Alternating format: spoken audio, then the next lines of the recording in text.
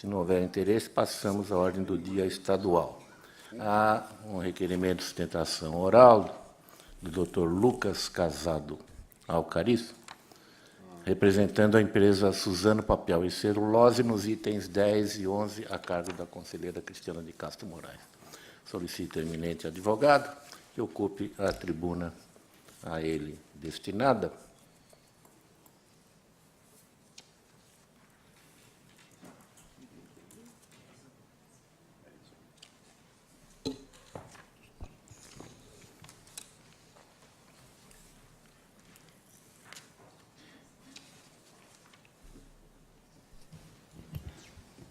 Vossa Excelência terá 15 minutos após a leitura do relatório. Peço à eminente conselheira que relate os itens 10 e 11.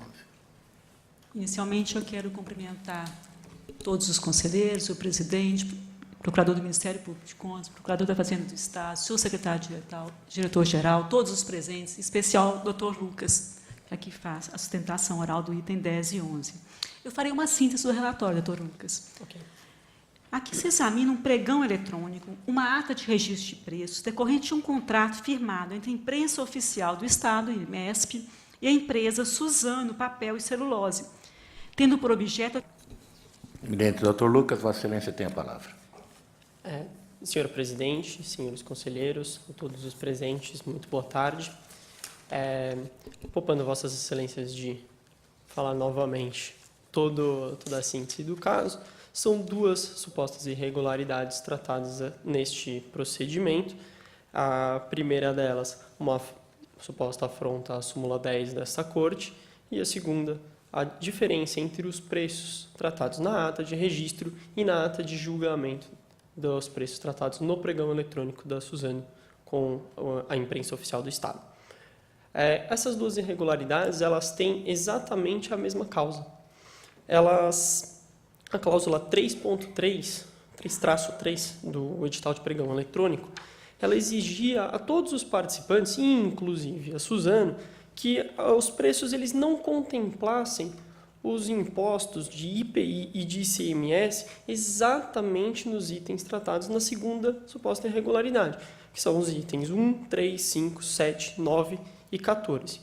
Faço somente uma ressalva que nos itens 7 e 14, a Suzano não saiu vencedora, de modo que ela não firmou o contrato com a imprensa oficial do Estado, de modo que sequer nos manifestamos nesse sentido em nossas justificativas.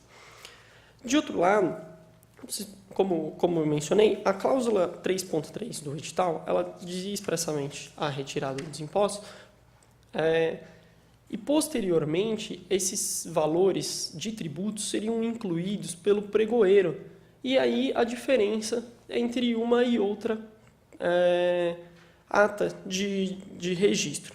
Na ata de julgamento das propostas, o preço final foi apresentado de fato e em cumprimento estrito ao edital de pregão eletrônico, sem contemplar os impostos de IPI e ICMS.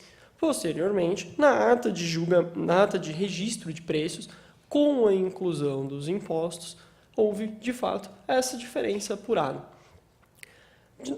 Da parte da Suzano, nós entendemos que, em primeiro lugar, nenhuma dessas duas irregularidades afrontam a súmula, na medida em que, de fato, contemplou-se após os preços os tributos ali relacionados. De outro lado, cumprindo estritamente o edital, não poderia a Suzano simplesmente contemplar os impostos tanto na proposta quanto posteriormente, porque certamente ela seria desclassificada do certame. Os preços haveriam grande divergência, ou ela simplesmente não seria a vencedora, porque outras propostas seriam melhores, ou ela infringiria o edital, incluindo impostos, quando ele expressamente dizia que assim não devia ser feito. Assim,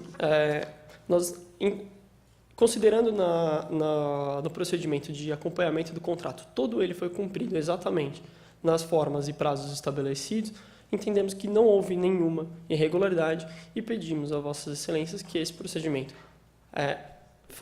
seja arquivado em definitivo, sem aplicação de nenhuma penalidade.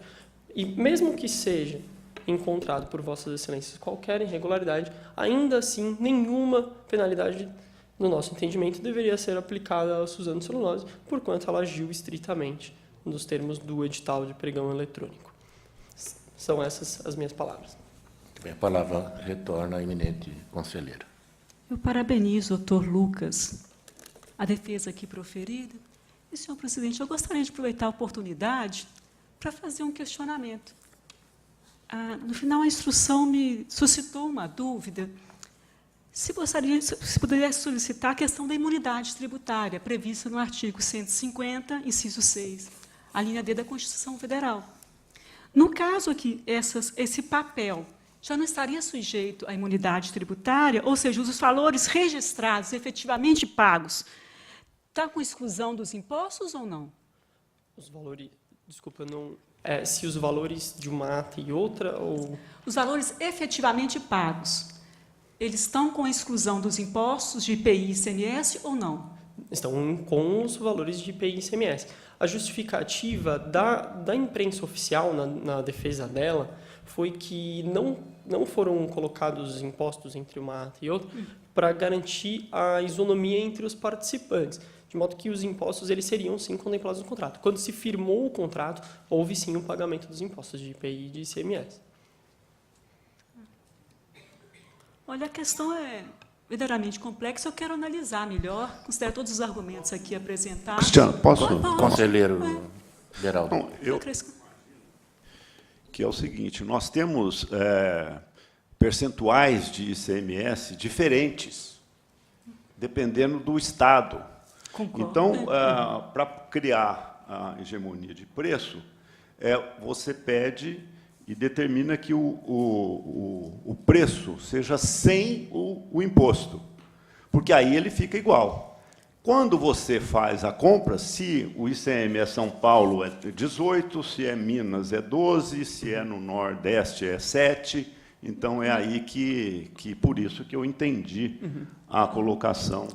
Eu não sei se Doutor Beraldo, foi eu claro. entendo a posição de vocês, mas eu quero estudar um pouco mais a matéria, porque nós temos a súmula 10 aqui do tribunal, que fala que nós temos que, nos preços licitados, incluir todos os impostos.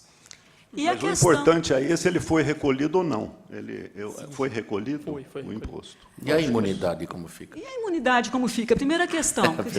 Como fica a imunidade desses valores, se foi recolhido o imposto? Primeira questão. A segunda questão, quando eu excluo o ICMS, se for incluído depois, eu estou tendo uma diferenciação territorial. Não sei, é uma matéria muito complexa, eu quero analisar melhor. Apesar da instrução favorável, eu admito que eu preciso estudar mais a matéria. Então, com permissão de Vossas Excelências, eu gostaria de tirar a matéria, estudar melhor e trazer posteriormente. A matéria fica, portanto, adiada. O tribunal renova os cumprimentos ao doutor Lucas Alcanis. Muito obrigado, Excelências. Uma boa sessão a todos. Muito obrigado. Então, vamos retomar a ordem natural.